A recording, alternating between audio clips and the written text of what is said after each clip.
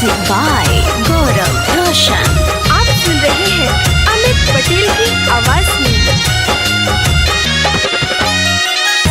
केतना के टेंशन अपना माथा पली, केतना के टेंशन अपना माथा पली। एक ही गो दिल बा के करा के दी, एक ही गो दिल बा के करा के दी। केतना के टेंशन अपना माथा पली, एक ही गो दिल बा के करा के दी, एक ही गो दिल बा के करा के दी।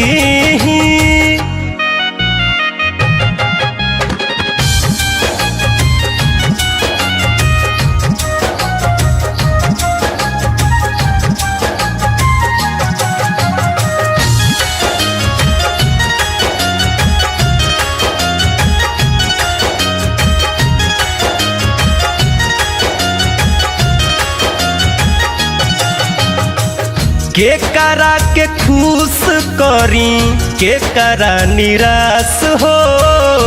इहे सोची सोची जीवा रहता उदास हो।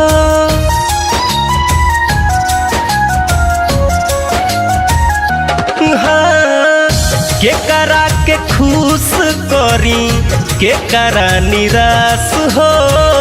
इहे सोच सोच जुआ रहता उदास हो। कहिया ले गम के आंसू यारवा रे पीही, कहिया ले गम के आंसू यारवा रे पीही।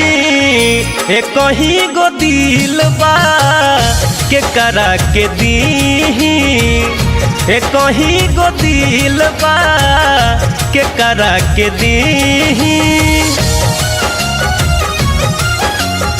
म्यूजिक बाय गौरव रोशन।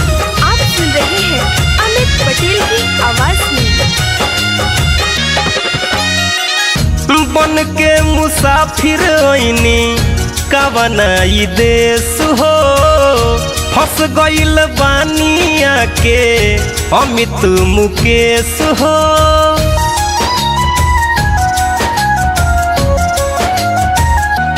हाँ हाँ, बन के मुसाफिर ओइनी कवना ई देश हो। फंस गइल बानिया के अमित मुकेश हो।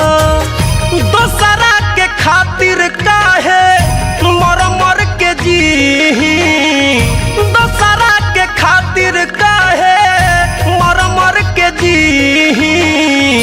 एक ही गो दिल बा के करा के दीही, एक ही गो दिल बा के करा के दीही।